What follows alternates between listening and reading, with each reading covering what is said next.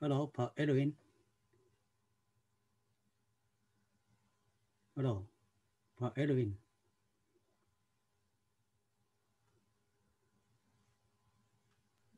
Ya, halo Pak. This is Mr. Wu from Jamstek. Oh yeah, how are you, Pak Minggu? Fine, thank you. But Yeah, I nice to can. meet you. The presentation start? Not yet.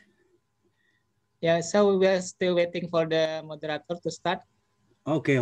I worry about it because I number 4. Yeah. Yeah. Moderator is here. Okay. Thank you. Yeah. Terima kasih. Yeah. Kapan bisa dimulai ya Pak Erwin? Yeah, please waiting for Okay, thank you. Yeah, you Edwin-san, you did a very good job yesterday. Okay, thank you. Yeah. I'm happy to see you again. Pak Erwin. Thank you. Ya, Pak. Yeah, okay. Thank you. Ya, Pak Aris. Ya, kapan mau dimulai, Pak?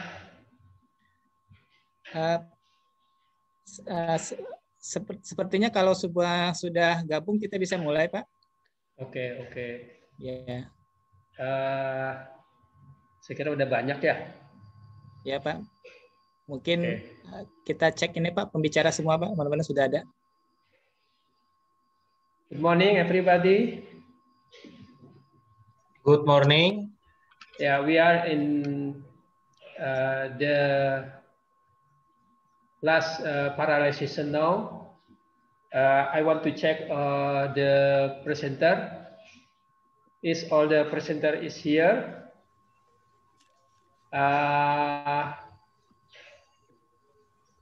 Mr. Reinhardt is here. Mr. Reinhardt, Mrs. Emma,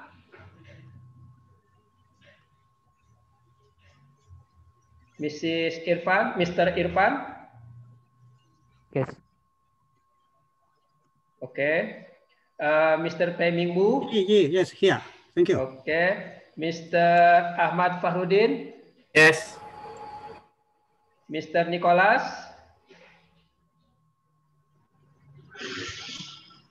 Mr. Nicholas is here.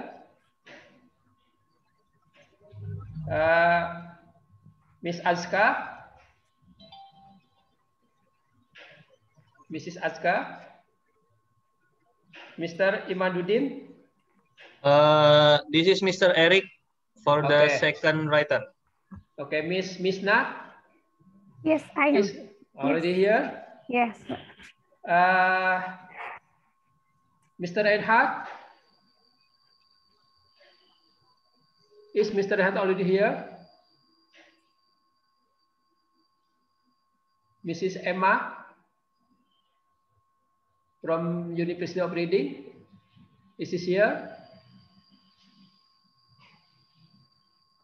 Pak Irfan, okay. Mr. Flemingwu, okay. Ahmad Fahrudin, okay. Mr. Nicholas.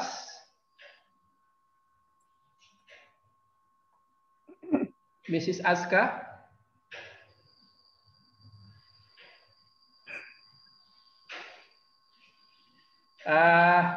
Mr.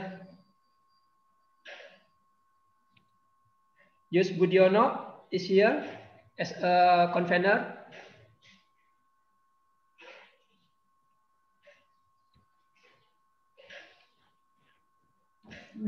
Bapak Yus Budiono is here.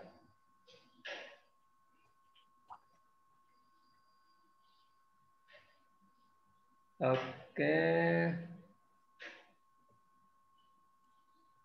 Okay,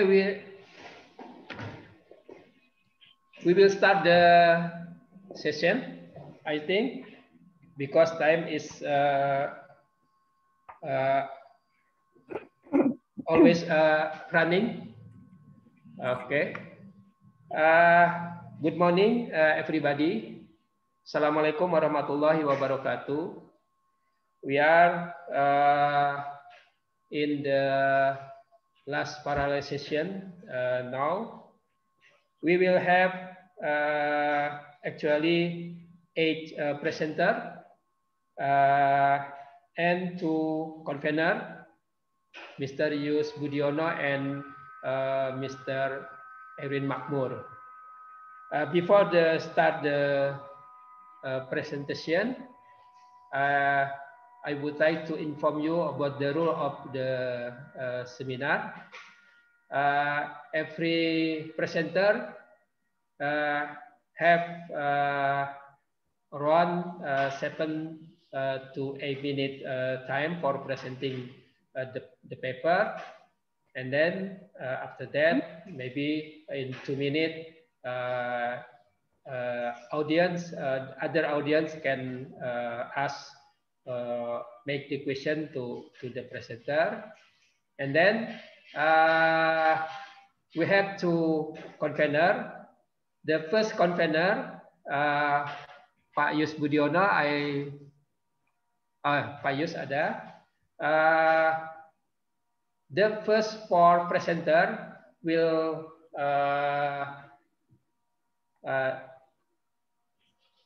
be discussed with convener Pak Yus Budiono, and then for the last four will discuss with Mr. Erwin Mahmud. So now we start the session. Is Mr. Reinhardt here for the first presenter? Reinhardt Christian from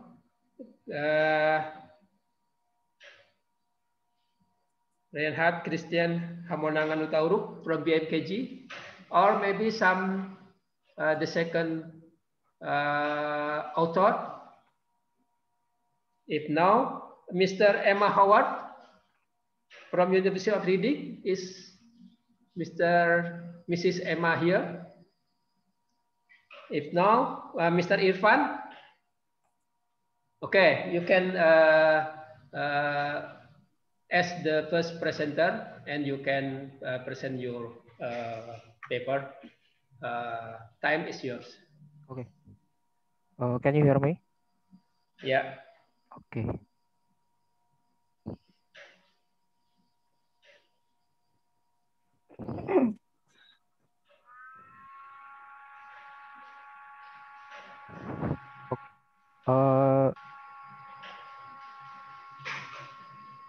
Okay. Good morning, everyone. My name is Irfan Suara Firdaus, and today I will present our research. I and Mr. Nurjana Joko Trilaksono research with title Spatial Temporal Variations of Mesoscale Convective System by Persistence Elongated Convective System, or PES, in Indonesia.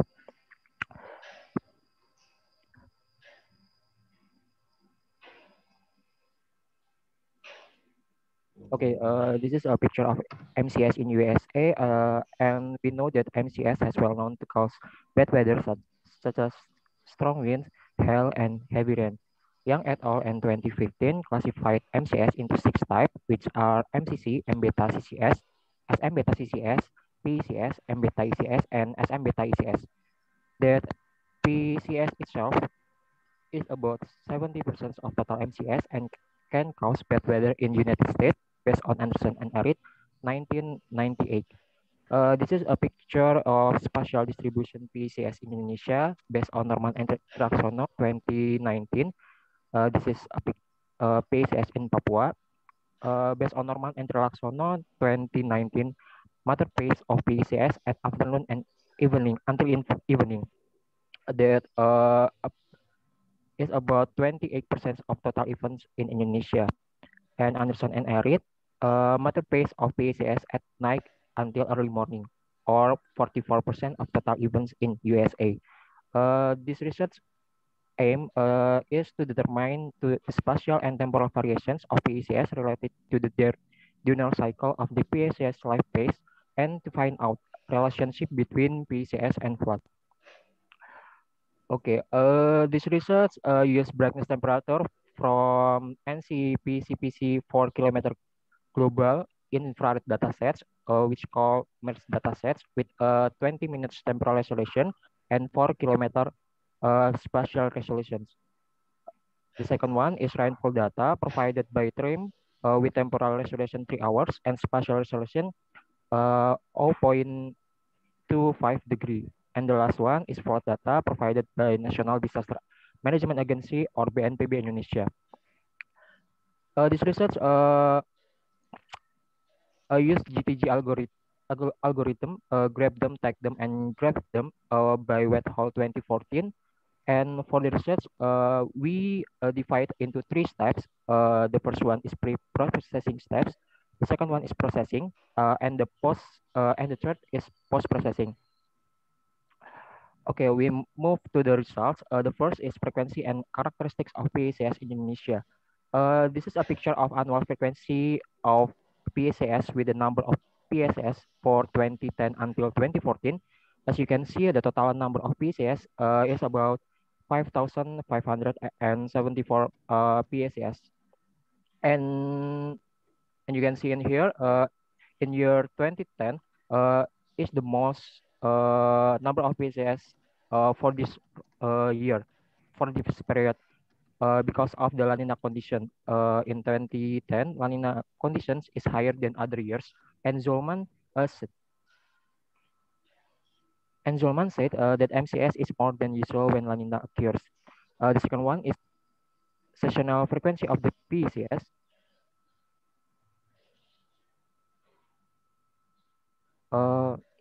This is a chart bar of number of PCS for each season.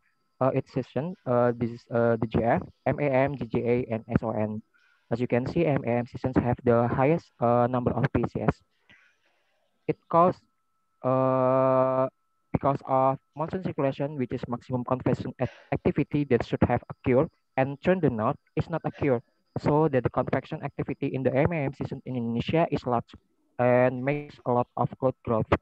This is a cumulative number of PCS for the period. As you can see that the month with the most PCS is April, and the month with the least PCS is July. Next is the characteristic of PHS. This is a table of statistic, a mean of PHS characteristic with the duration, eccentricity, and average maximum area. This is the anomaly picture of the life duration, eccentricity, and anomal area, as you can see in here. MIM system has the longer duration, the life durations compared to other seasons, and this is the eccentricity. It's different. With it's different by life duration. That TGF seasons has more linear between other seasons, and the anomaly area. DGF have a wider area compared to the other seasons. Okay, the second result is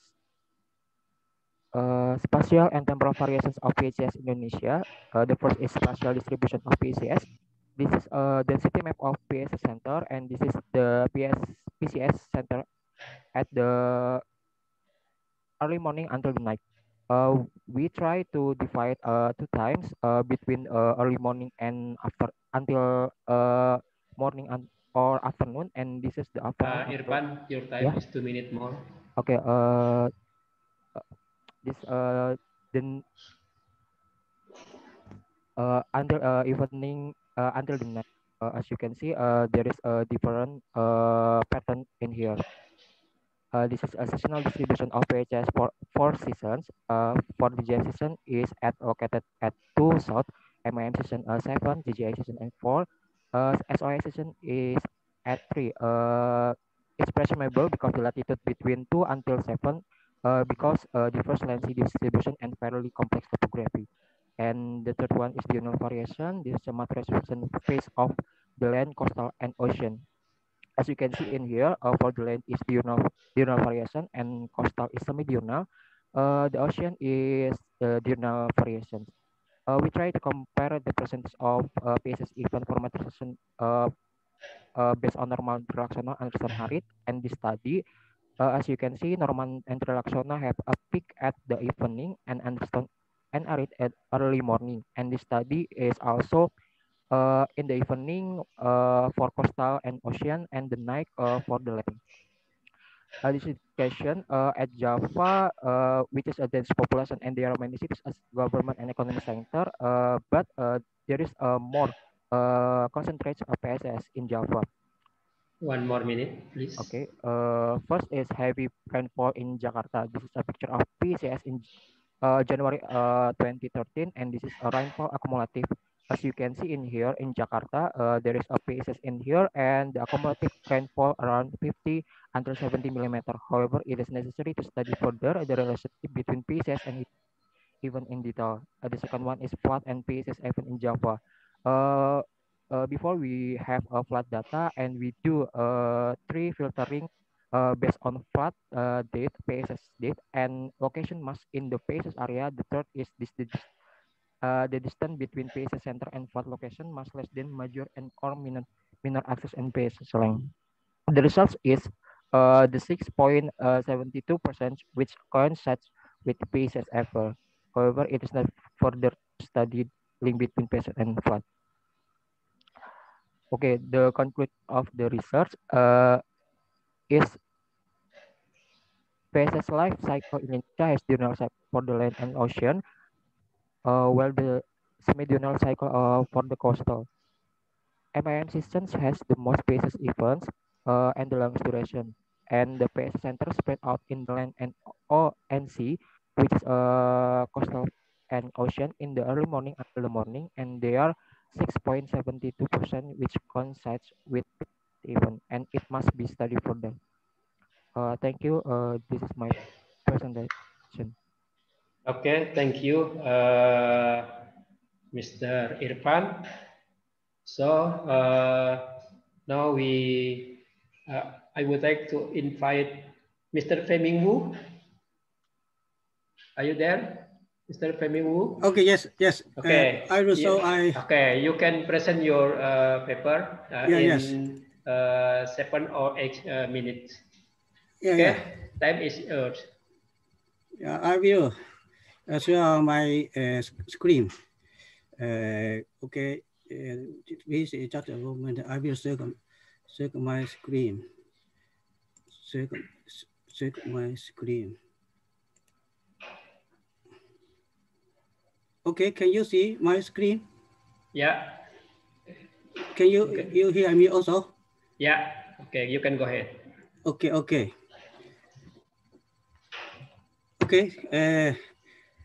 So today I will talk about a case study about extreme rain over the western coast of Sumatra Island. This data analysis is mostly done by my colleague, Professor Tomi of Nagoya University and Professor Kikuchi of the University of Hawaii. So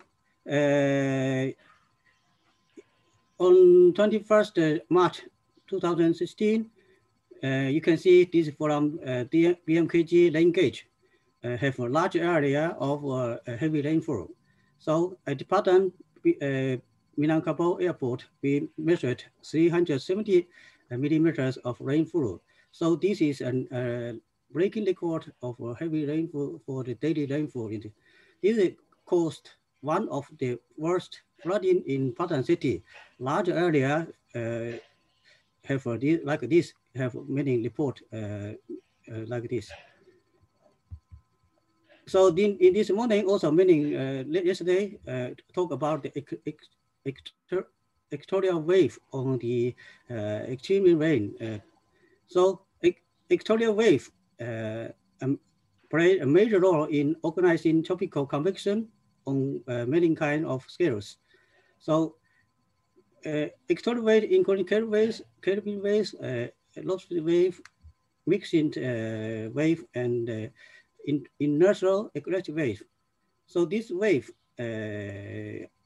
have different on different regions. For example, for 2019, the report Kelvin wave have a larger influence on rainfall in Indonesia. Otherwise, mixing loss wave and Kelvin wave have input Malaysia, something like this. So, but they are by climatological studies. In this study, I will show a case study to show how different components of equatorial wave combine to cause extreme event. and I will investigate the characteristics of equatorial wave that caused this heavy rainfall. So this is our data analysis. We use the surface observation, balloon sounding data, and then use the Japanese 55 years reanalysis data and the GPM precipitation data. These JLog 55 data to extract equatorial wave component from the this data. Then we use this space-time spectral filtering analysis method. And then for the satellite data, we use a spatial temporal wavelet transfer analysis. This is proposed by Kikuchi and Wang 2010 to document the convective signals in terms of convective coupled equatorial waves. So this is the data, this is the result from sounding data from Padang. So you can see the upper one is the meridional winds and the relative humidity. You can see before the rainfall on 21st, we have a southerly wind, the warm color. And then later, after the wind, we have a north color, have these cyclonic circulations. Then this is the general winds on the lower. So you can see before the rainfall, we have a weak wind or weak easterly wind. And then after the wind, we have a strong westerly wind. Then in here is a transition of wind, and then we also have a strong convergence at this region. So what caused this convergence and the heavy rainfall? This is issue. So first we see the larger scale background circulations. Just this morning also have some report. So 2015, we have very strong El Niño conditions and neutral IOD phase. Then in March, the El Niño condition is become weakening. Then the MTO is very weak, active, but very weak, already moved to the Western Pacific. So the marine continental region is not in a local active phase of the MTO. So for this, we next examine the equatorial waves. So this is the JLR 55 data. So you can see this wind at 850 hectopascal from 18 March to 21 first. You can see a strong enhanced rainfall approached the Sumatra and caused the rainfall. And then we have a strong westerlies near the equator and move eastward. So on 21st, we have that is very heavy rainfall. Then this is the result from the space-time filtering analysis. So the left one is the Kelvin wave filtering potential velocity potential. So you can see very red color is a high velocity potential, and westerly anomalies. You can see both this is identified as convective coupled equatorial Kelvin wave. It have a propagation speed of 20 kilometers per second. The right one is Rossby wave filtering stream function and wind anomaly. You can see. You have 2 more minutes. 2 minutes. Okay. Yeah. We have two strong. These two waves have strong wind, and then this strong wind over this Sumatra Island caused the heavy rainfall. Then this is the GPM satellite. You can see this is why the accumulation with the empty Kelvin wave, and then we can see another kind of high frequency discrepancies from the east to the west. When these two discrepancies intersect, we have the heavy rainfall. So we apply the spatial temporal wavelet transfer, you can see this is the result.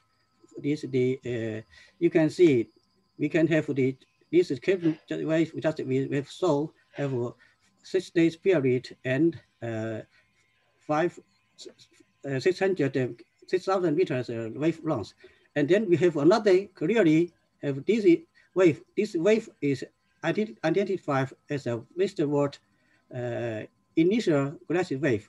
You can see this wave very clearly, very important. The loss of wave because the this limited space and time analysis, because this not so clear in this the loss of wave is not so clear in this spectral waves.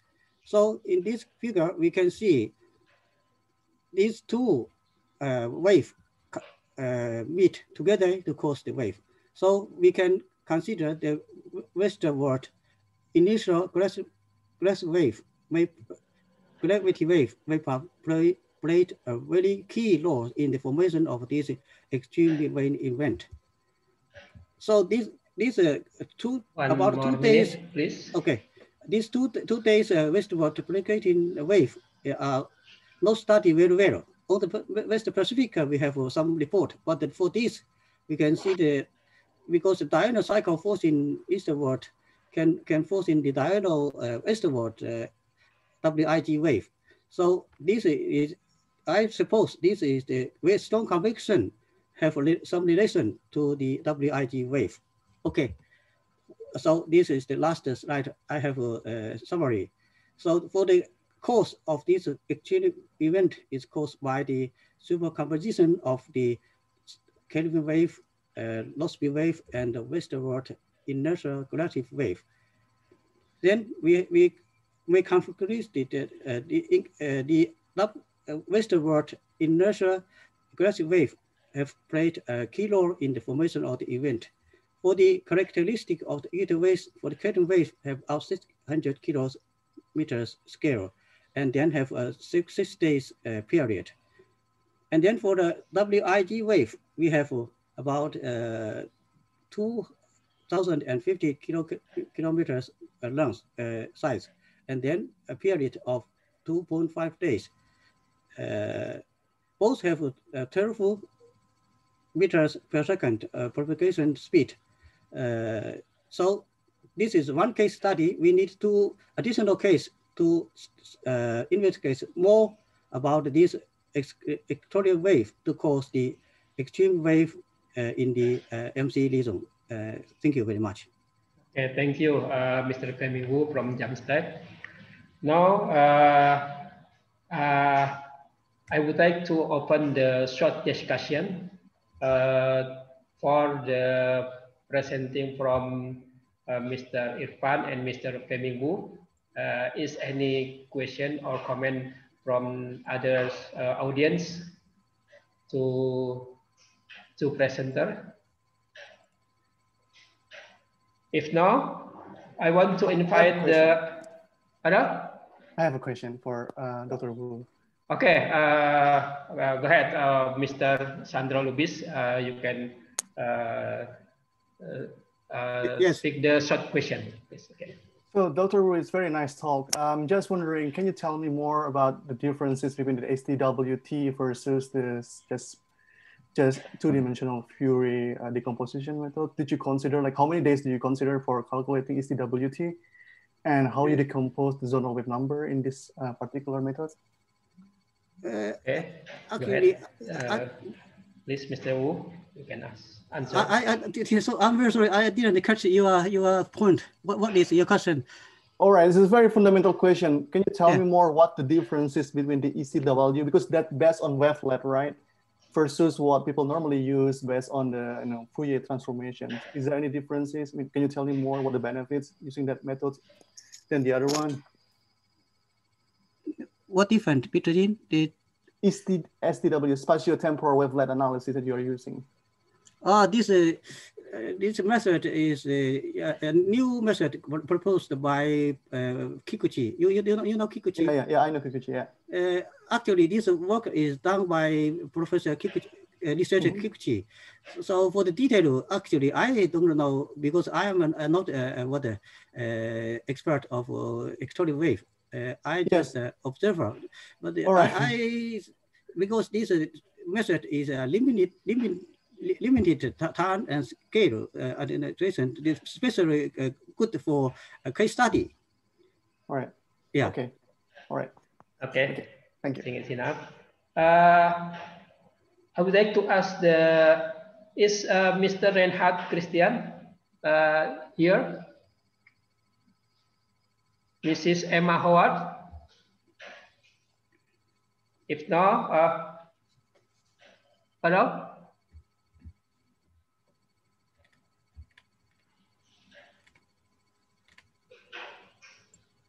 Hello? If no, I invite Mr. Ahmad Fahrudin to present the paper. Mr. Ahmad? Okay. Okay, you have 10 or 8 minutes for present your paper. Time is yours. Okay. Hi everybody. My name is Ahmad Fahrudin Rais.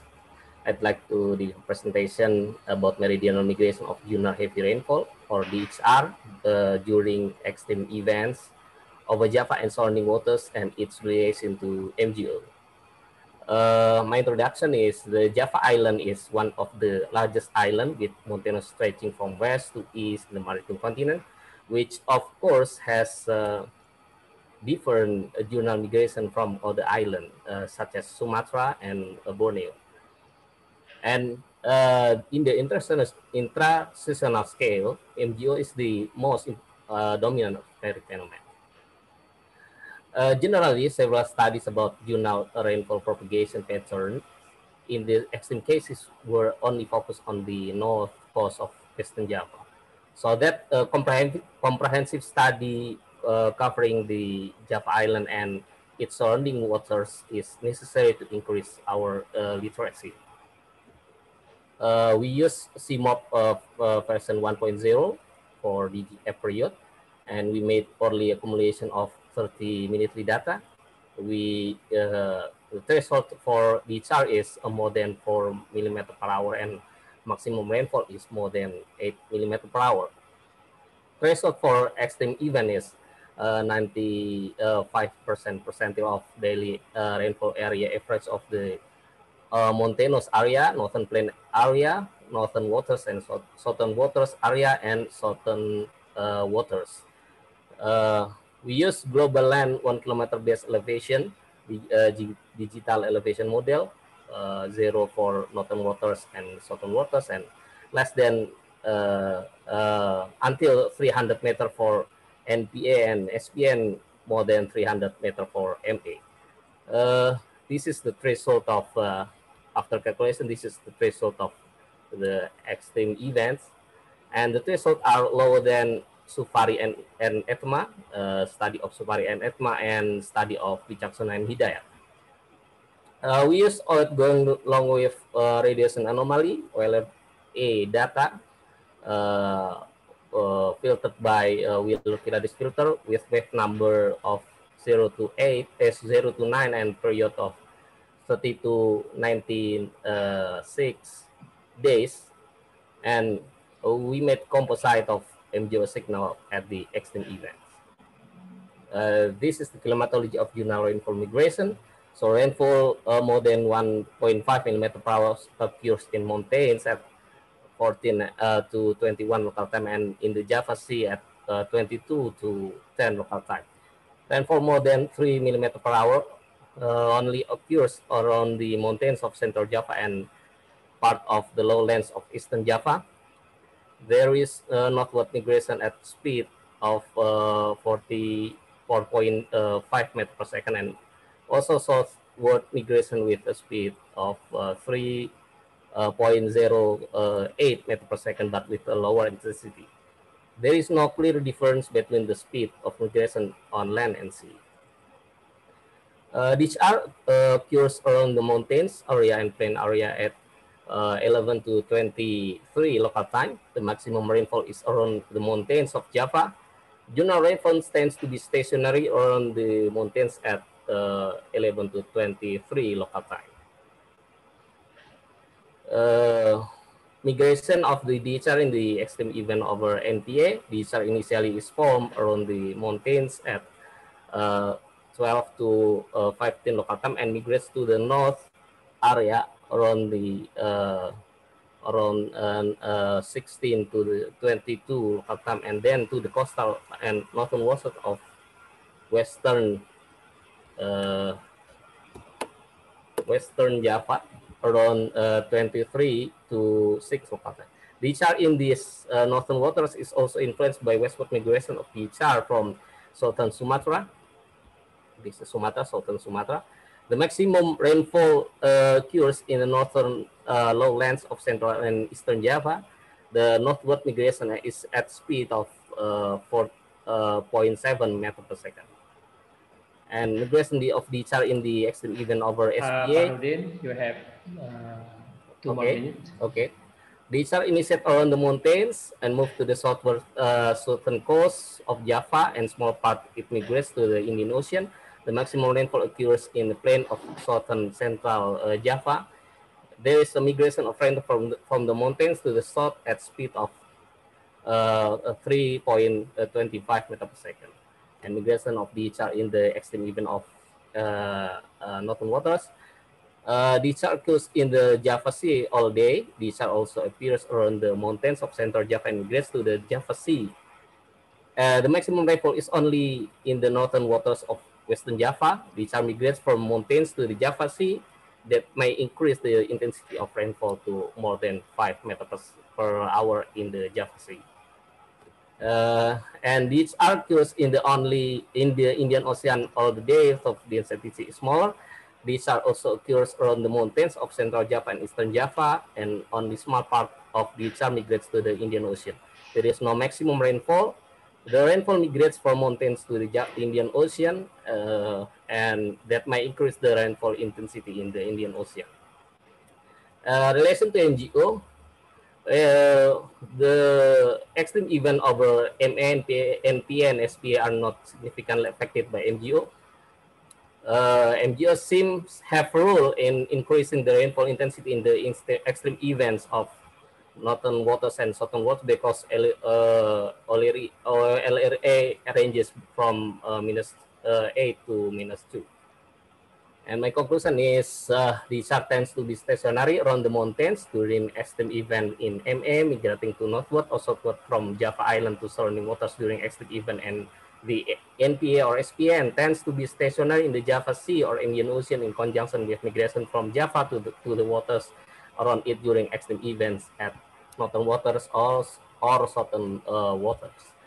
All of these migration are faster than the climatology. The maximum rainfall can only be found on the island of Java during the extreme events in MPA, NPA, and SPA, and in the Western Java Sea during the extreme event in northern waters. Only the extreme event in northern waters and southern waters are more influenced by the MGO than others, because we only relation of rainfall migration with MGO. Studies regarding the connection between rainfall migration and other atmospheric phenomenon in the research area are needed for further studies. Thank you very much. Okay, thank you, Mr. Ahmad Farudin. Ladies and gentlemen, actually, the committee have the presenting video from Mr. Reinhardt and Mrs. Emma. So now we can look at the video. Maybe committee can present the video from Hello everyone. Reinhardt. In this presentation, I will talk about analysis of variability and projection of extreme rainfall in West Java. Okay, let's start with a brief introduction to the background. Climate change is a change in pattern of weather occurring over time scale of decade or longer. Then the scientists believe that the climate change happened because the emission from greenhouse gases such as CO2 to the atmosphere. It has several impacts like increasing in surface temperature, increasing in mean sea level, and increasing extreme event all over the world. And then to mitigate the negative impact from climate change, the expert team on climate change detection and indices has created an index to investigate the climate change all over the world. And then the scientists also create the scenario to project the climate in the future. The scenario consists of four. The first one is RCP 2.6, the second one is 4.5, the third one is RCP 6.0, and the fourth one is 8.5. Example for RCP 4.5, it means the range, radiative forcing is in the range 4.5 watt per meter square.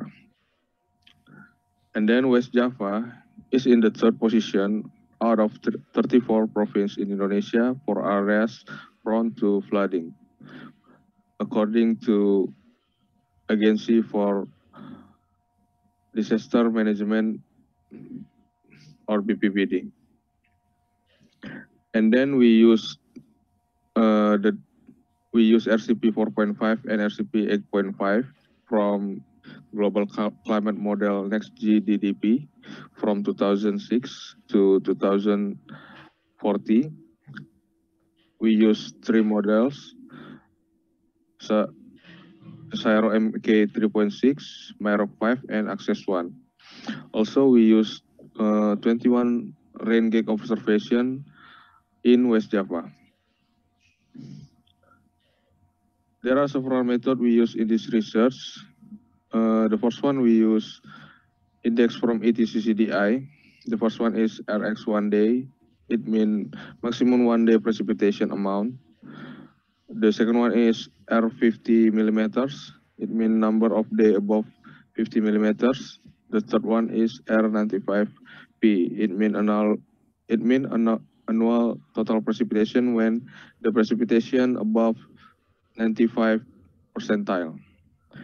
And then we use contingency table with the threshold 50 millimeters.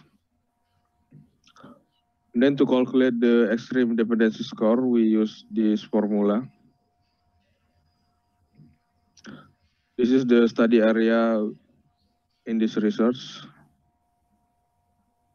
As we can see in this picture, the spatial distribution of rain gauge in West Java. Okay, the first one is RX 1 day or maximum 1 day precipitation from normal period. As we can see in this picture, the upward triangle, it means the increasing trend, and the downward triangle, it means the decreasing trend. The significant trend marked by color triangle. We can see in 4 subsections. The east part of West Java shows this decreasing trend, and the center and north of West Java show increasing trend. And then we can see in dry season or GGA, all over West Java show decreasing trend. Next to index R50 millimeters from normal period, we can see the pattern same with RX 1 day.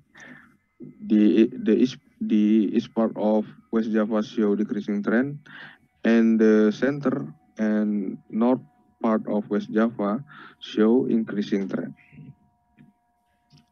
And then the heavy rainfall or extreme rainfall index R95P from normal period. The pattern has similar with the other two. We can see the significant trend appear in the east part of West Java, and the increasing trend appear in the center and north of West Java. Okay, this is the spatial distribution of extreme dependency score. We can see from the 3 model and the ensemble of that tree model, we can see the Cicero MK tip 3.6 is the best because of many positive value we can found in this picture compared to three others. It means the Cicero MK 3.6 is the best to project the rainfall in West Java.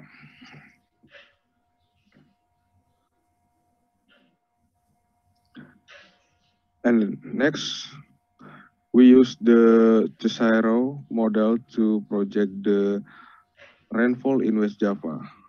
The first is RCP 4.5 from index RX1 day. As we can see in this picture, in transitional season in MAM, it show increasing trend all over the West Java with no significant trend. And in transitional to wet season in SON, it show decreasing trend all over West Java. And then for the R50 millimeter index, as we can see, the transitional season MAM, it show increasing trend in all over of West Java. But in dry season, it show increasing trend of index R50 millimeters. And then for the RCP 4.5 from index heavy rainfall index R95P,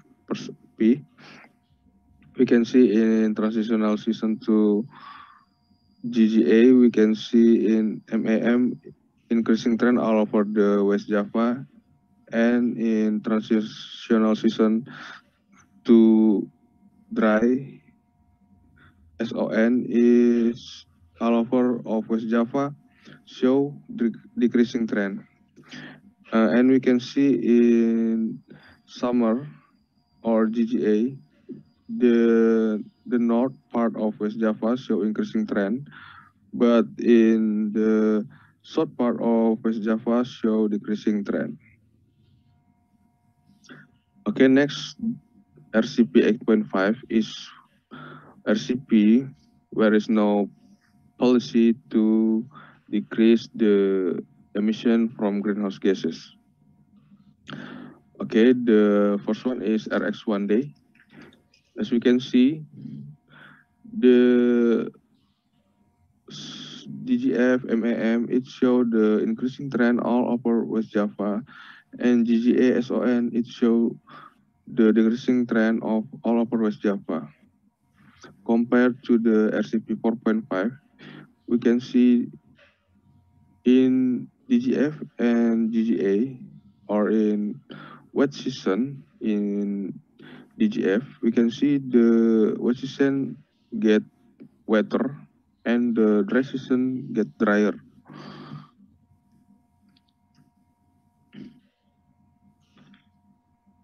Next, for the index R50 millimeters, we can see in DGF, it show increasing trend in the north part of West Java and show decreasing trend in the south part of West Java.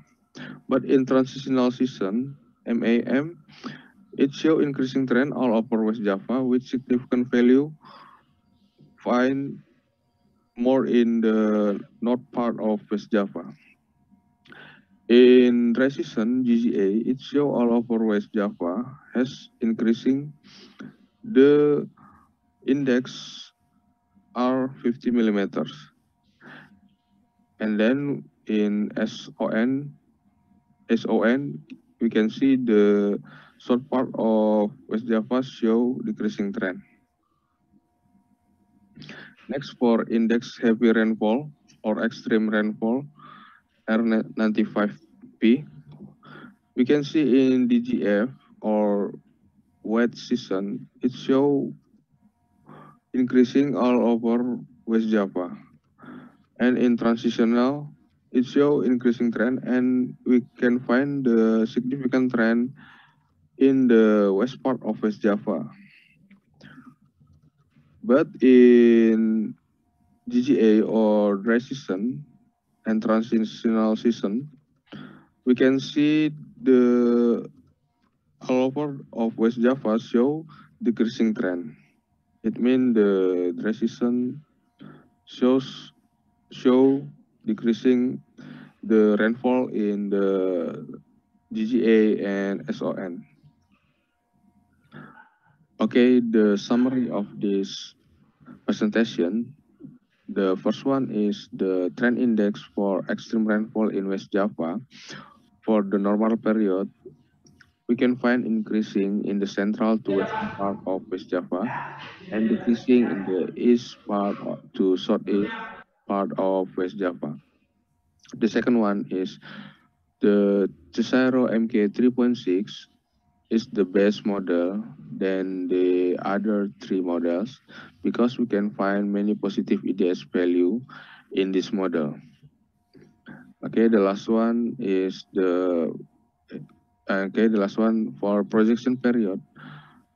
Using the RCP 8.5, we can find many positive upward trend, significant trend. Then the RCP 4.5. It because the RCP 8.5 is the RCP. There is no policy to mitigate the climate change or decrease the greenhouse gases emission. Okay, thank you for your attention.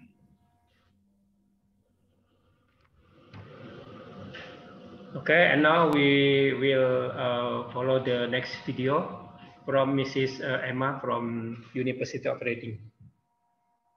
The computer, please go ahead.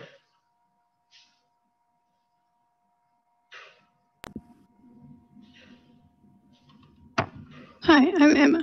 I'm presenting today some work done out of the University of Reading on the WCSSP Southeast Asia project, focusing on the applicability of circulation-based weather regimes in predicting heavy precipitation events.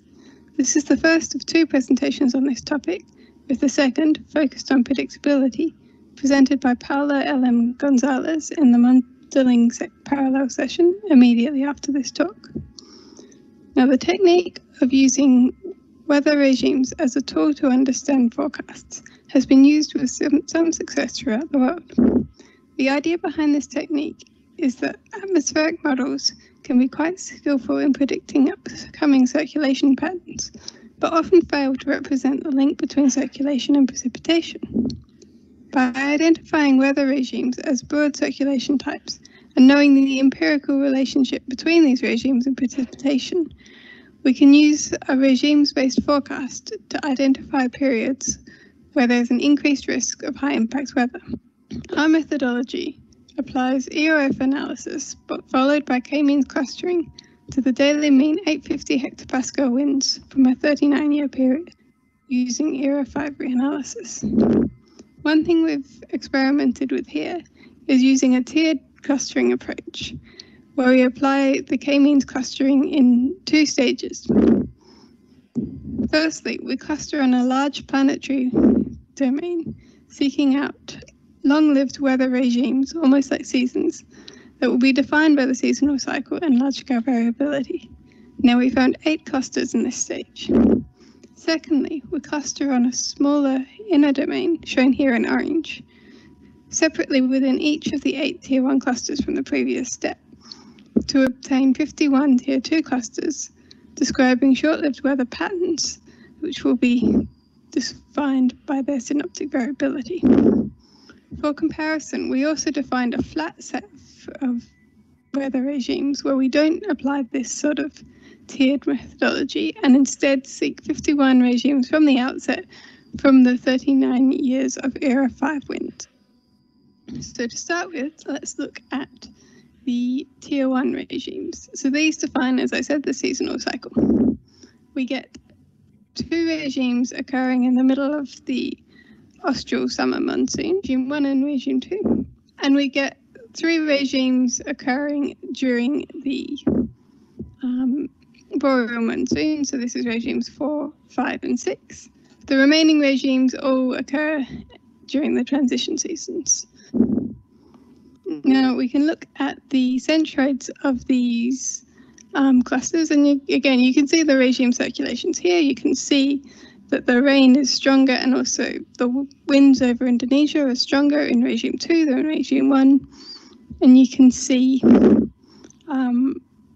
the boreal monsoon extending over first the continental Southeast Asia and then all the way over to the Philippines and then disappearing again. If we look at tier 2 and the flat regimes, we see that these are also defined by the seasonal cycle. And the tier 2 regimes, particularly during the transition season, have some extra dependence on the seasonal cycle within each of the tier 1 regimes. This isn't so much the case during regimes 4 and 5 and 1 and 2, which are in the peak of the monsoon. Now these plots, so now we're interested in seeing the relationship between these regimes and synoptic variability. So these plots show the rates within each regime that various events occur. So cold surges, we have meridional, easterly, equatorial cold surges, and you can see that some regimes pick these out a lot and some of them don't. Similarly with tropical cyclones, we have regimes where tropical cyclones are very common, regimes where they're not. The MJO, the boreal vortex. Equatorial waves, there's not such a relationship going on here, and the boreal summer intraseasonal oscillation. There are some regimes that really pick out phases of the Preciso. So just for a couple of these regimes, I've picked out the maps of the regime centroids and also the probability of exceeding the P90. So this is a seasonal P90, conditional on the occurrence of this regime. And what you can see is there's a wide range of phenomena in different regions where you would expect to see high impact weather for just a subset of these regimes that we've identified. And then the same for the flat methodology. We've got a big tropical cyclone going on here. Now to summarize the relationship between synoptic variability and our regimes, this table shows the variance explained by the regime methodology of a number of climate and synoptic indexes. So the day of the year, so we saw before that the seasonal cycle was really very well picked out by the regimes, and you can see that here. We see that El Nino is picked out to some degree as well, and better by the tier 2 regimes than the flat regimes.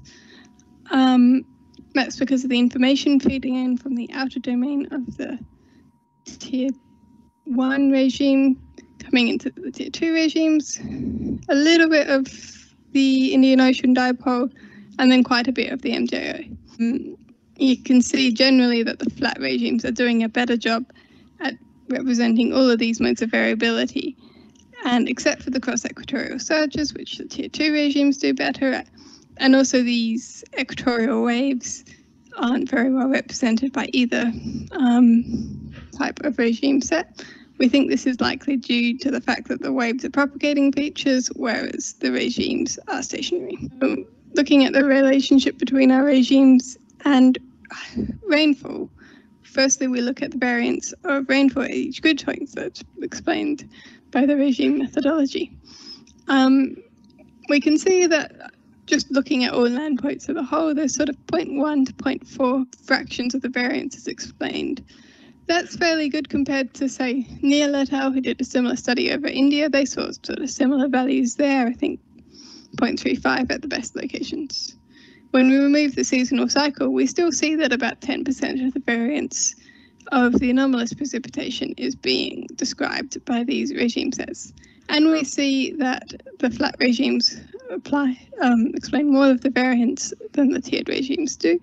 all the regimes seem to do the best over the Philippines, and this is a signal of those tropical cyclone centroids that are being picked up.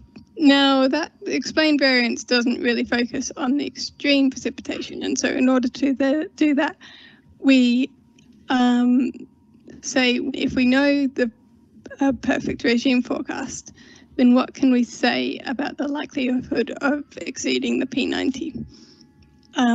That's the seasonal P90. To do so, we calculate this Brier skill saw metric. So firstly, we calculate the probability of exceeding the seasonal P90. That's what I was showing you before in those selected centroid maps. We then compare this to a binary observed exceedance value and calculate the Brier skill metric using climatology as a reference. Because these skill values are all quite low and it's quite hard to interpret, we've also compared to the Brier skill you would get if all you knew was the seasonal precipitation associated with the phase of the MJO you were in. And you can see that the regimes are generally doing better than the MJO in this sense. So there is more information within the regimes than is within the MJO themselves, and you can see that the flat regimes are generally doing a lot better than the tiered. But these values of Brier skill are quite low, and that comes from the fact that these sorts of regime-based forecasts never give a very high value of probability of exceeding threshold, and so then they're not very sharp as forecasts go. So another way to see this is shown on my next slide, which shows the enhanced and suppressed probabilities of exceeding 25 mil per day during all these events that we identified in 2019 as high impact weather events. And you can see that generally the regimes may be able to forecast a sort of 1.5 to 2 times increase in the probability of extreme weather. This goes up quite a lot when we've got some tropical cyclone events here, but typically you're never going to get a say 50%, 90% chance of rainfall from of high impact weather from one of these regimes forecasts. It's more likely to be somewhere between a 20% chance of extreme rainfall compared to a 10% chance that might come from climatology.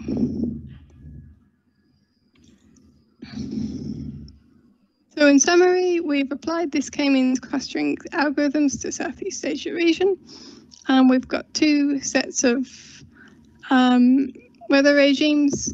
Although the tiered methodology was able to identify more large-scale variability than the flat methodology, we still find that the flat methodology explains a larger degree of rainfall variance. The forecasts are quite lacking in forecast sharpness, or the regimes are lacking in sharpness, but they still have the potential to be useful. And I really encourage you to see Paula's talk, which I think is directly after this. Thank you. Okay. Thank you, Mr. Reinhardt and Mrs. Emma. Now, I want to open the short discussion, maybe any one question to Mr. Ahmad Farudin Rais. If not, I would like to invite Mr. Yus Budiono as a convener. Mr. Yus Budiono, are you here? Pak Budi, Pak Yus? Yeah, I'm here. Okay. Maybe you can give or present the comment, question to 3 presenter, Mr. Irfan Maulana, Teming Wu, and Mr. Ahmad Farudin Rais as a component. Okay. Time is yours, please, Mr. Yus Budiono.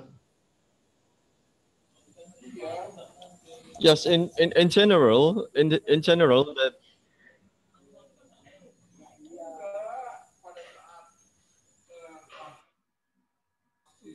It's not very clear. Yes, thank you. Yeah, in general, all the three presentations were good. Mr. Pei Ming Wu, in particular, he addressed the case very well. I know him. He's a quiet, good author. Um, but I don't have any particular question to three of them. I just give comments that Mr. Wu addressed the presentation very well, and the two, I think, already put some comments in the form. I didn't expect that I should give comments here. I give back to the chance to the audience because they have they understand more on the content of the presentations. Okay, thank you, Mr. Yus Budiono. And then we continue to the next presenter. I would like to invite Mr. Nicholas. Are you here, Mr. Nicholas, or the? Hi. Okay, you have 7 or 8 minutes for your presentation. Okay, time is yours. Hi, given that it's the middle of the night in UK, I'm gonna play the YouTube video and I can answer a question later. Hi everyone, my name is Nicolas Silva. I work in the University of East Anglia in UK, and my talk is about the validation of DPMI and extreme precipitation in the maritime continent by station and weather data. So the motivation of this research is the following. The maritime continent experience high precipitation, which are still poorly predicted by numerical weather predicting models. And to improve the predictability of such events, numerical weather predicting models need to be evaluated against accurate measures of extreme precipitation across the whole maritime continent. And ICTMAS, with its global spatial coverage and high spatial temporal resolution, appears to be a suitable candidate. But before that, ICTMAS needs to be also evaluated for the representation of extreme precipitation in the maritime continent. And this is the topic of this talk, and for that we use 3 datasets. So first, ICTMAS, which consists of alpha-Rho precipitation given at 0.1 degree of horizontal resolution. The second one is a gauge network, the global historical climatology network, which provide daily precipitation at several weather station data, which are represented here. There are data in both Western and Eastern Peninsula Malaysia, data in Northwest Borneo, in Northwest Philippines, in Eastern Philippines, and finally there are 1 mountainous station data. And the last precipitation data set is radar data, which is in Subang in Western Peninsula Malaysia.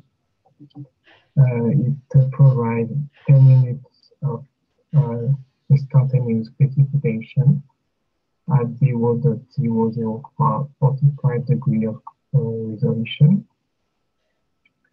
And the data spans the period between the 11th of January until the 15th of April 2019.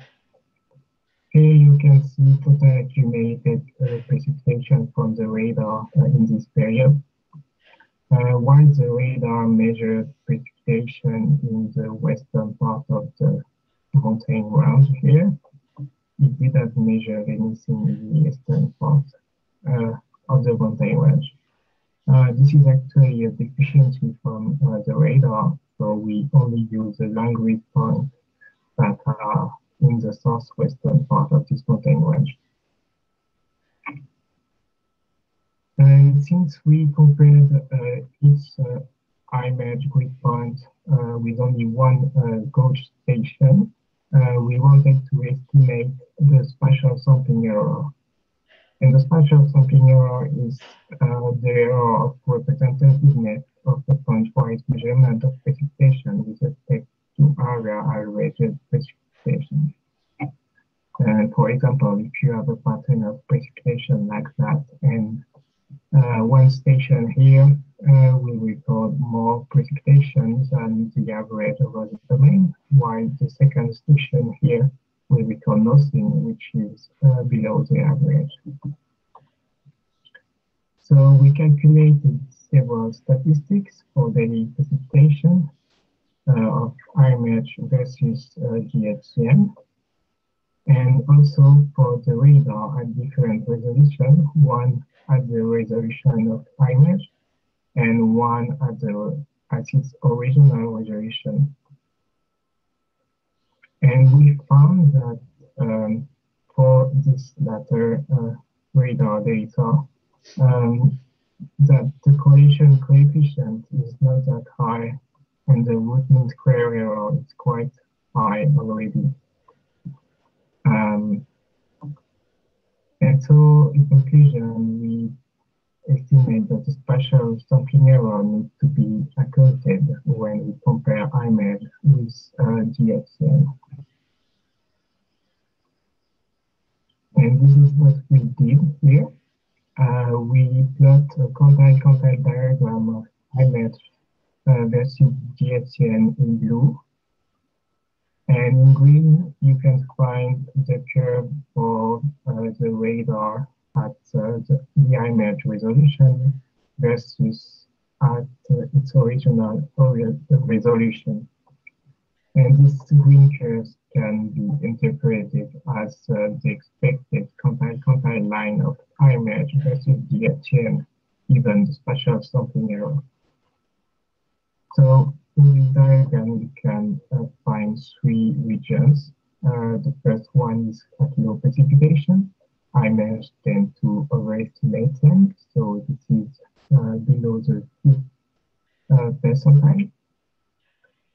For percentiles between the 60th and the 95th percentile, the GPM IMAGE tend to provide a good estimation. And for percentiles above the 99th percentile, GPM IMAGE tend to overestimate. So in conclusion, IMAGE can be used for numerical weather prediction models validation of extreme daily precipitation up to the 95th percentile. We repeated the analysis for several station locations that we showed you lately, and with the only difference that there were no radar data in this location, so we couldn't estimate the spatial sampling error with precision. However, we observed similar behaviors of the quantile relationship between IMAGE and the GHCM. As you can see in this plot in Western Peninsula Malaysia, Eastern Peninsula Malaysia, Northwest Borneo, Western Philippines. You have the same shape of the relationship with overestimation at low percentile and similar percentile for the highest precipitation. This suggests that the same conclusion holds for this location, that is the 95th percentile of precipitation is the optimal choice for the validation of numerical weather prediction models. There are some exceptions, like in Western Philippines during northern winter, where IMAGE tend to overestimate. And in the mountains, And we expect that there is large integrated variability, so we cannot say here where the spatial sampling error curve will stand. So we cannot say if ICTMAS overestimate or underestimate precipitation in this region for sure. So in conclusion, the high intragrid spatial variability of precipitation extremes results in large spatial sampling errors when each ICTMAS report is compared with individual collocated precipitation measurements. So when you take into account that spatial sampling error, we find that ICTMAS daily precipitation is similar to station precipitation between the 85th percentile and the 95th percentile. But towards that, ICTMAS tend to overestimate. So we recommend to use the 95th percentile for numerical weather prediction models evaluations against ICTMAS. Finally, the ICTMAS data were also compared with radar data in Western Peninsula Malaysia for sub-daily time scale. And the analysis suggests that the same conclusion holds, that if the 95th percentile is still suitable for numerical weather prediction evaluation of extreme sub-daily precipitation. Thank you for your attention. Okay, thank you, Mr. Nicholas. And now we continue to next presenter, Mr. Azkani, Miss Azkani Amila. Miss Azka, are you here? Hello?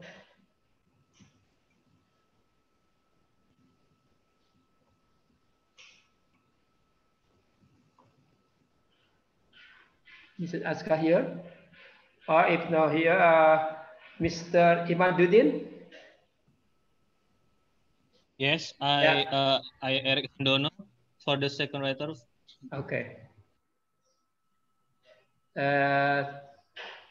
You can present your paper 7 or 9, 7 until 9 minutes. Okay, thank you. Okay. The time is yours. Okay, Assalamualaikum warahmatullahi wabarakatuh. Good morning, everyone. I would like to the time that has given to me to explain my result about meteorological characteristic study on flood events in Ketama Regency during 2015 until 2020 period. The first introduction, why I choose this topic, because the first, I have flood is one of the most frequently hydrometeorological disasters in Ketapang Regency, West Kalimantan. And then almost all flood records that occurred in Ketapang district show that flooding in the area is closely related to incidents of heavy rainfall. And then, however, there has no in-depth meteorological study to review the records of meteorological analysis on flood events in Ketapang Regency. This study aims to study the characteristic of atmospheric dynamics pattern related to flood events in Ketapang Regency during 2015 until 2020. And then data used in study are the first daily accumulated rainfall, record of rainfalls in Ketapang Regency, obtained from Radio Usman Air Meteorological Station, indices record of global and regional meteorological phenomenon or condition like MGO record data, IOD value, streamline analysis, resolution HMWF array analysis data. And then this table shows that flood incidents in Ketama Regency at 2015 until 2020.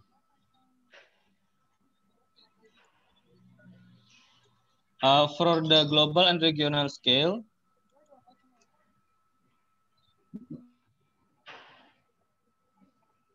this use IOD, MGO, streamline, and relative humidity. That shows that ENSO, IOD, and MGO not be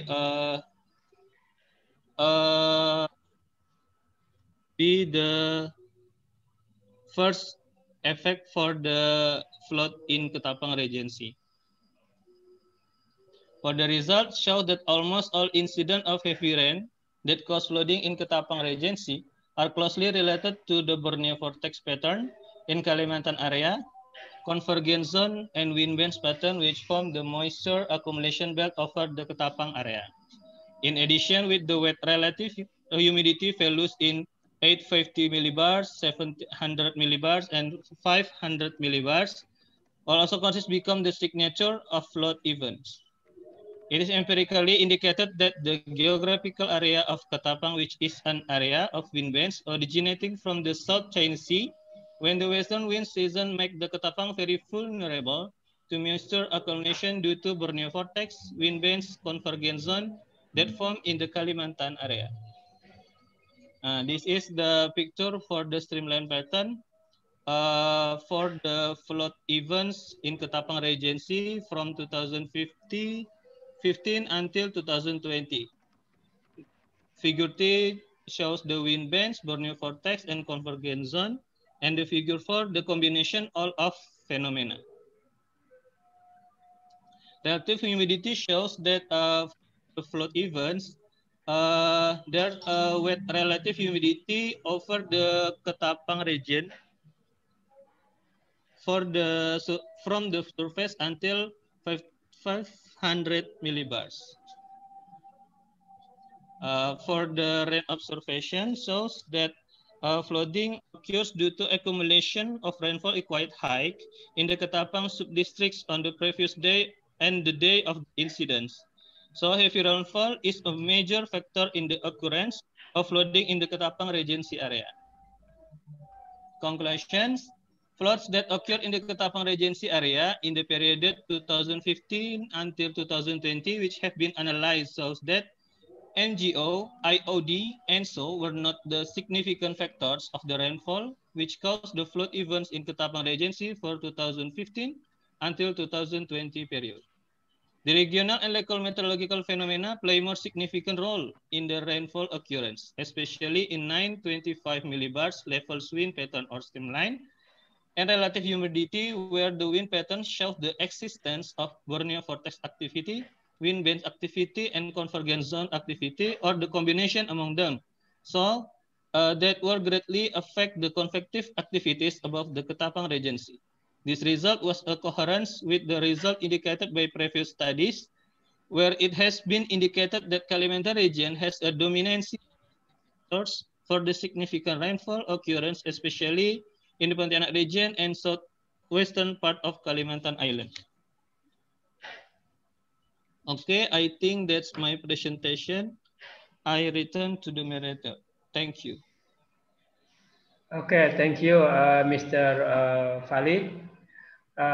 You saved many minutes in our discussion. Okay, to the audience, I open the short discussion. Maybe there are some or short question to Mr. Imaduddin, Salva Fali, and Mr. Nicholas.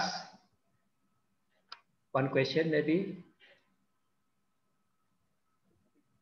Okay, if no, I'll continue. We will continue to the presenting from Mr.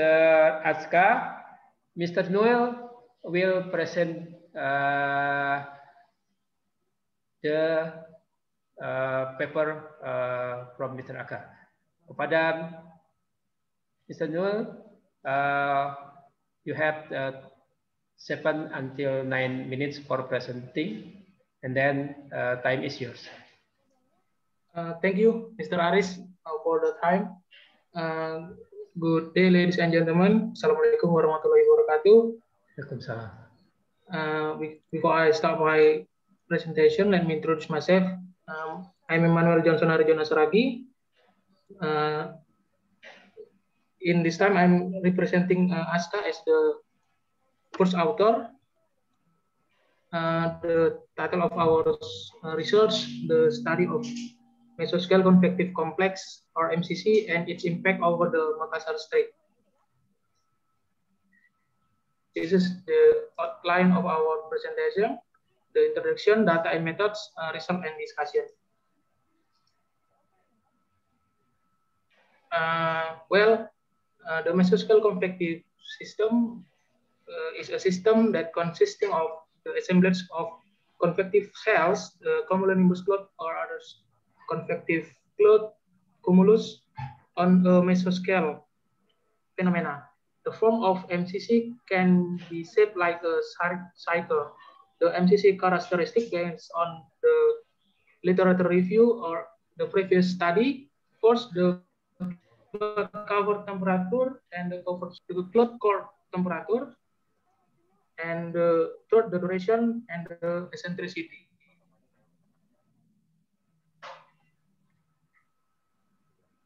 And in this research, we have three questions. First is, how was the growth process and when did the pace of MCC activity begin? And the second, how was the precipitation condition over the MCC coverage area?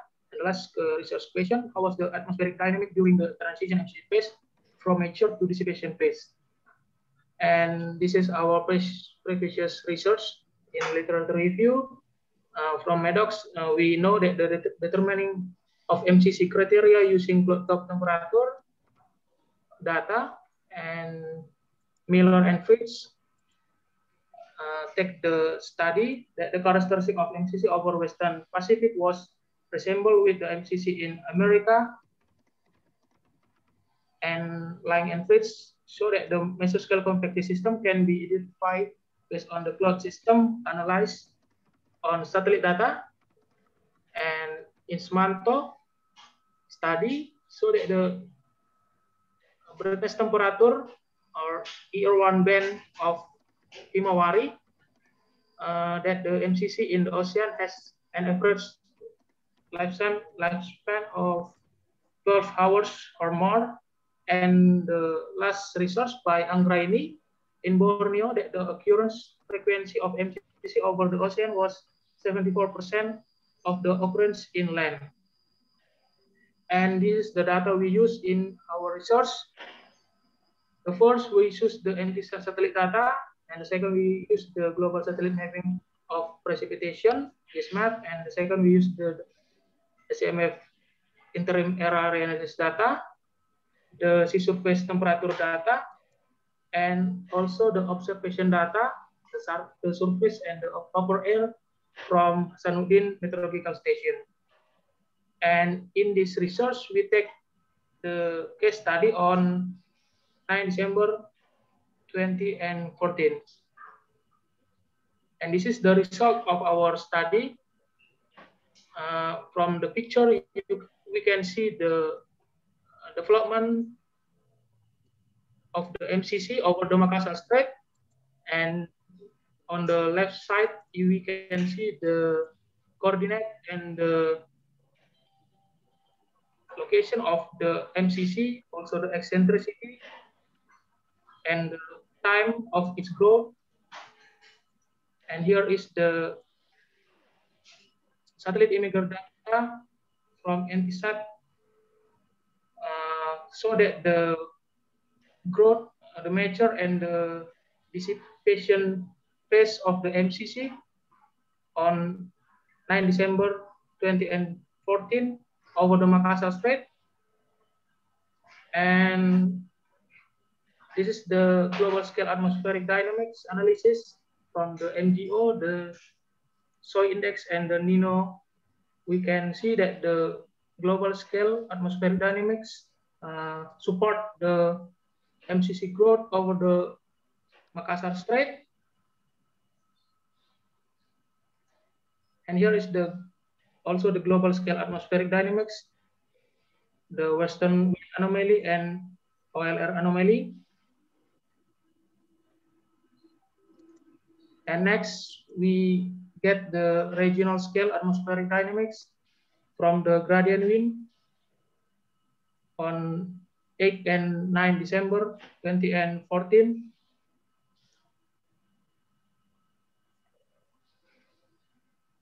And then we can see the regional scale atmospheric dynamics, the sea surface temperature over the Makassar Straits and its surrounding area,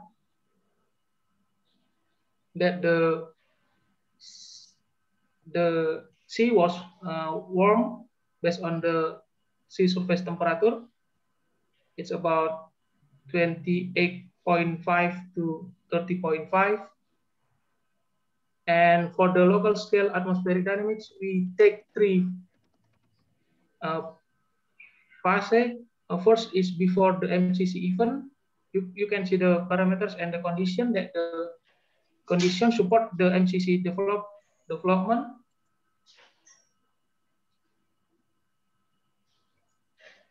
And then when the MCC forming on the 00 UTC on 9 December 2014, that the atmosphere was unstable, humid, and there was the convergence and updraft over the Makassar Strait and the cumulonimbus cloud coverage.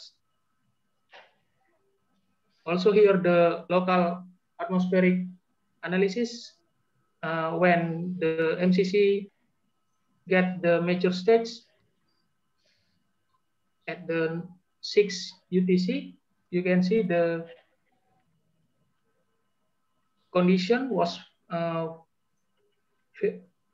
very humid, and the increase in the upper layer due to divergence, and the convective cloud, the cumulonimbus coverage was 90 to 95%, and the cap showed the moderate convective condition. Here is the data from the CMF model. And for the dissipation stage of MCC at the 12 UTC, you can see the atmospheric condition make the MCC become weak and began to decay. And this is the verification. Use the surface atmospheric data, surface observation data, and from our results, we conclude that the MCC formed in Makassar Strait on 9 December 2014, influenced by the regional to the local scale atmospheric dynamics, like the convergence and the humid air. And based on the ICTMAS precipitation data, the MCC generate the heavy rainfall over the Makassar Straits, which the maximum rainfall 33 millimeters per hour. And third, we conclude that the atmospheric condition during the major stages of the MCC over the Makassar Straits, there are the convergence area, the humid air, the negative vertical velocity, the divergence in lower to middle layer, and the warm sea surface temperature. I think that's all my presentation. I give it to Mr. Aris. Thank you. Okay, thank you, Mr. Noel. And then we continue to the last presenter, Miss Nawati. Okay. Hello? Yeah. Okay. You can present your paper. Okay, thank you. 7 until 9 minutes. Okay, time is yours.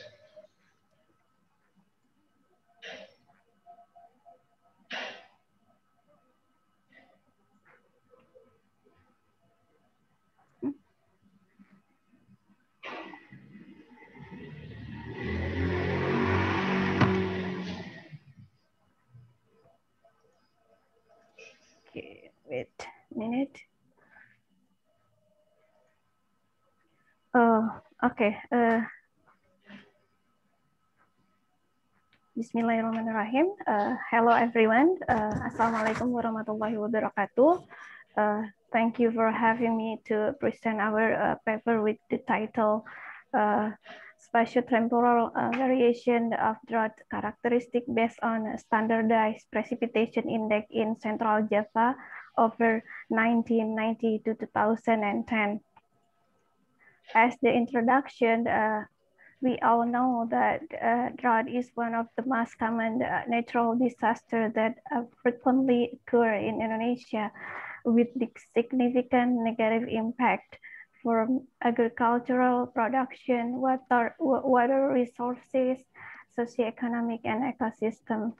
And Central Java is one of the provinces that frequently experience with drought. And in Central Java, drought affect to decreasing the harvest area of rice, like in 1997 and 2003. And the production of rice is also declined, affected by drought in Central Java.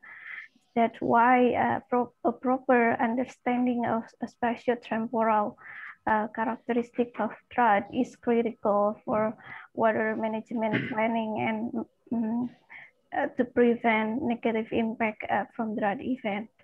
And index are commonly used to quantify and to understand drought characteristic as duration, severity, intensity, and spatial extent of drought.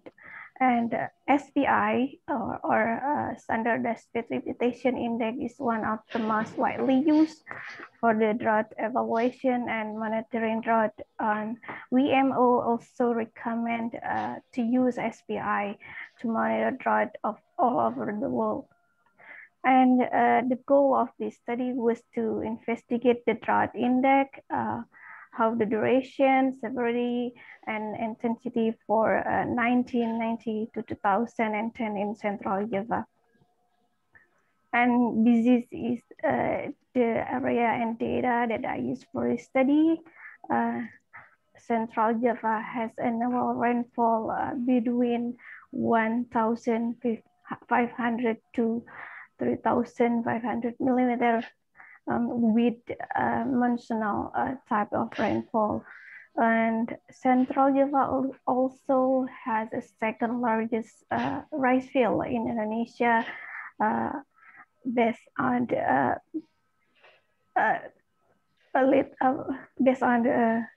Ministry of Agriculture data.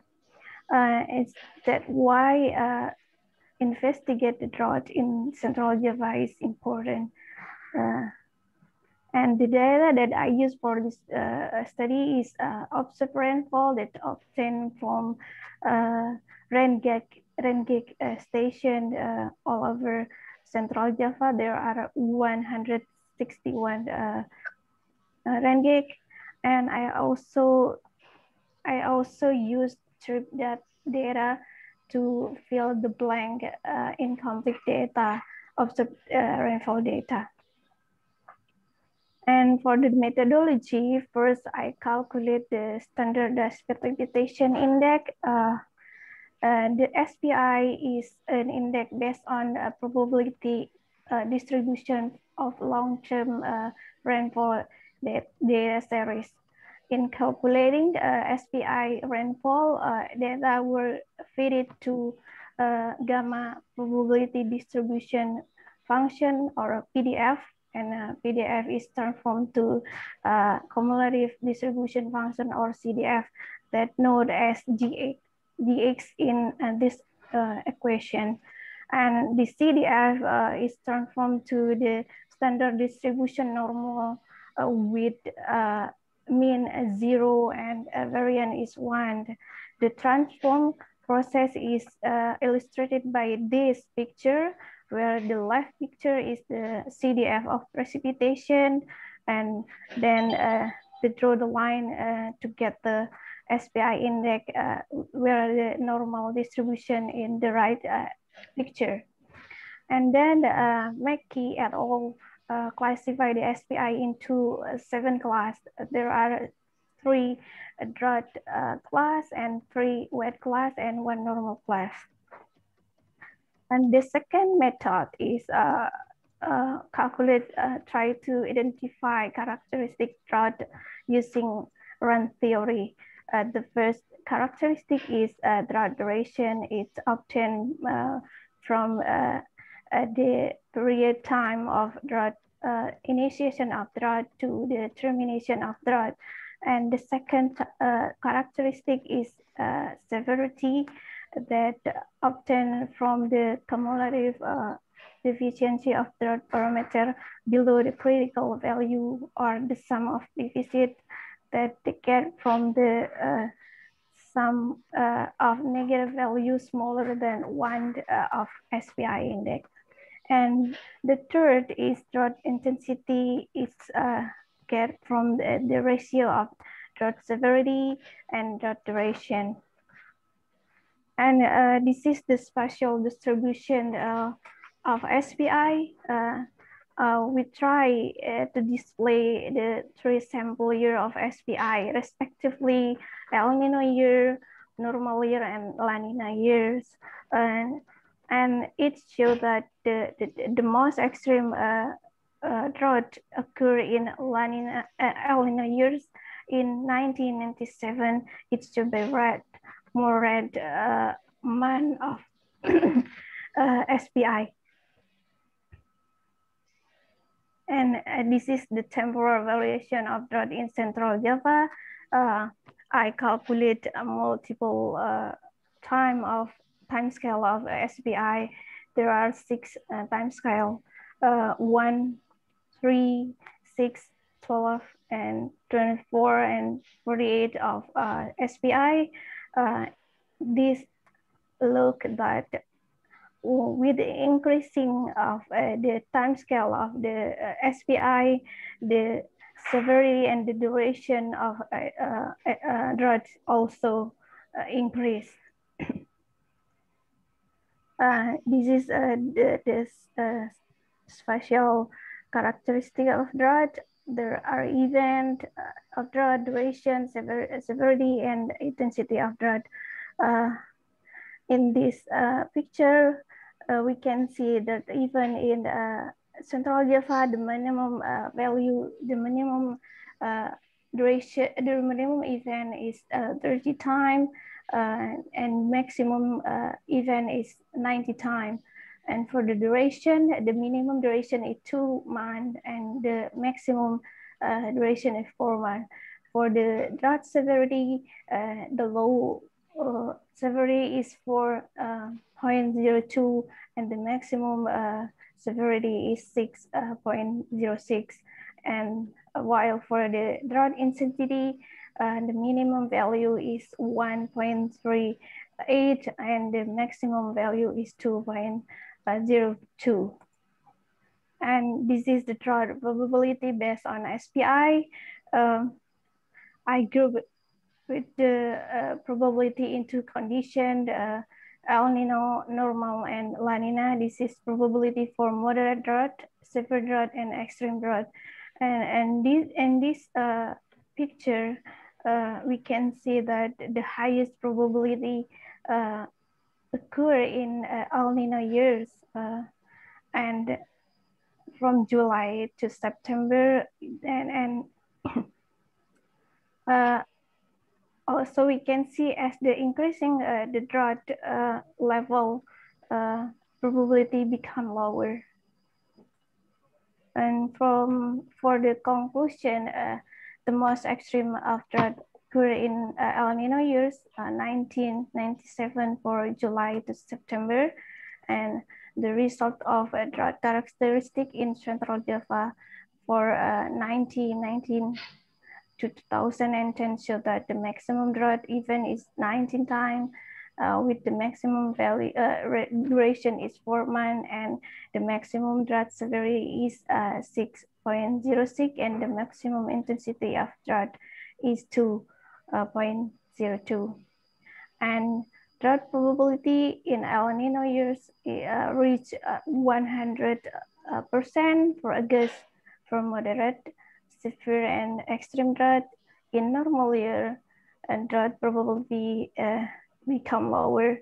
It's vary from 0 to 7% for moderate drought, 0 to 50% for severe drought, and 0 to 40% for extreme drought. And this study is expected to provide useful information on drought risk for decision maker to establish a drought management strategy. I think it's all. Thank you for your attention. Okay, thank you, Miss Na. And then I would like to open the short discussion for presentation from Mr. Noel and Miss Na. Maybe any question or comment from audience to presenters? I have a question. Okay, go ahead, Mr. Yus Budiono. Thank you. It was a nice presentation by Miss Nawati. But when you mentioned that you investigate the events between 1990 and 2010, I expect that you took all years and then extract some important years, but I didn't see that in your presentation. So I'd like to ask why you, between the 20 years, you select the 3 events, or the 3 events or events on 3 years. Thank you. Okay, Miss Na, you can answer.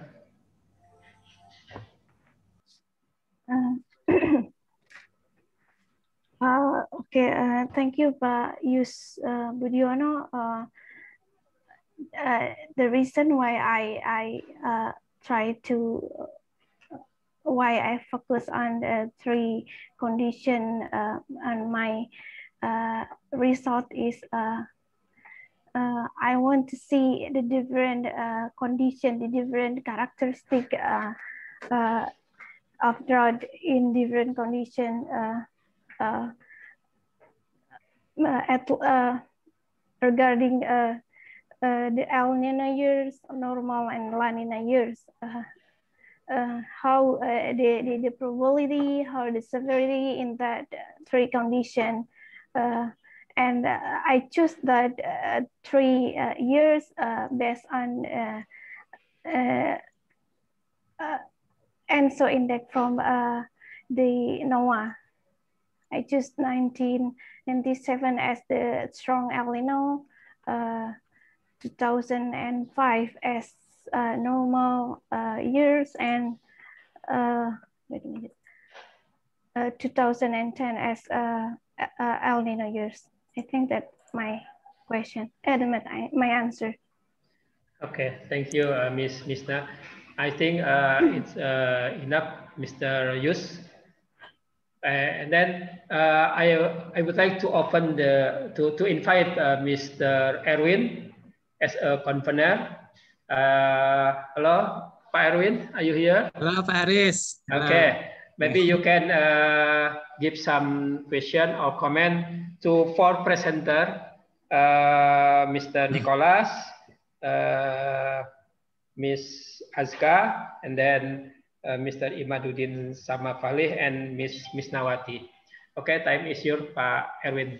Yeah, thank you, Mr. Chair. So first, I want to would like to congratulate to all speakers who have presented many findings related to the causes of the extreme weather, especially those impacting on local scale. So the predicting of the occurrence of the extreme weather is a big challenge in Indonesia.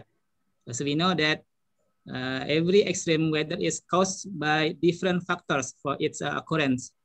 Due to this, so every cause of found is not necessarily applicable in the future. So for that, we need to study carefully. That is not easy to determine the best modeling for the extreme weather and all extreme climate. So for extreme weather, it usually occurs in very small domain, so that modeling and satellite cannot capture the signal clearly, except for the drought event. For this reason, observation and prediction techniques are needed that are more advanced than current condition.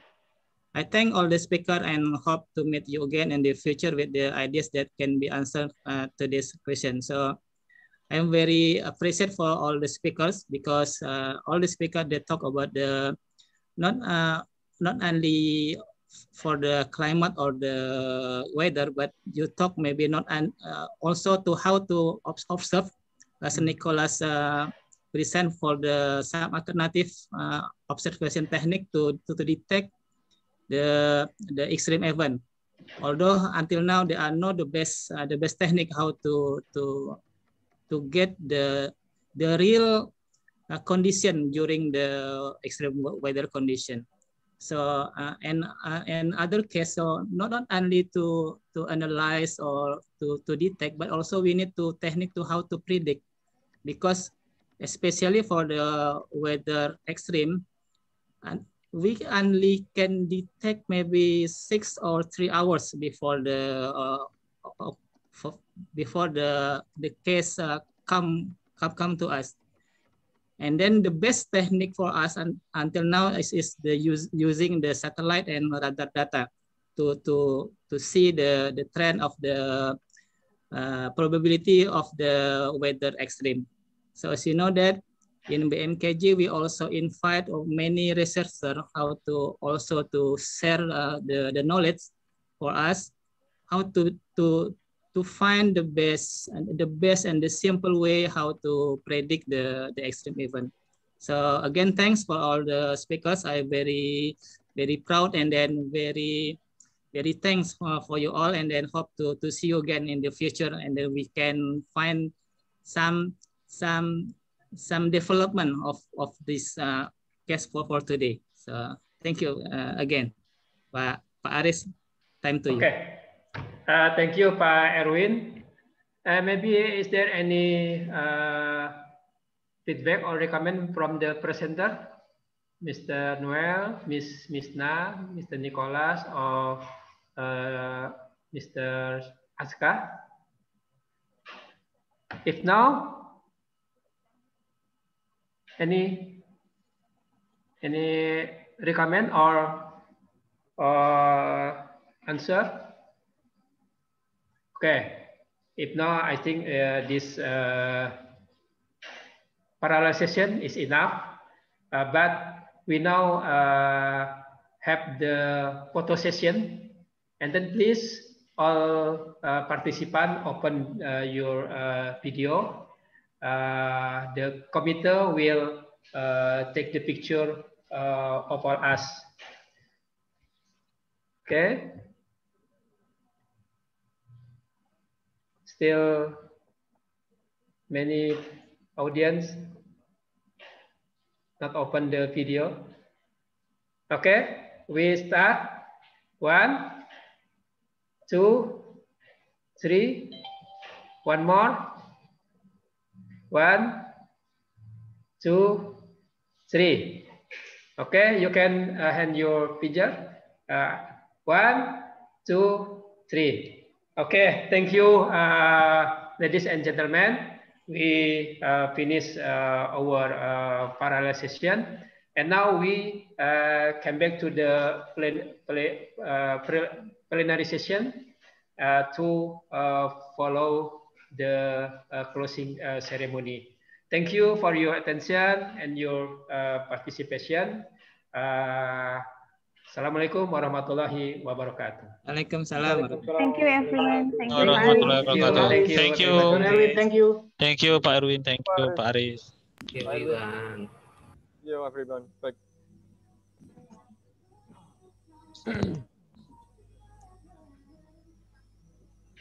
Thank you, Pak Eri. Om ya.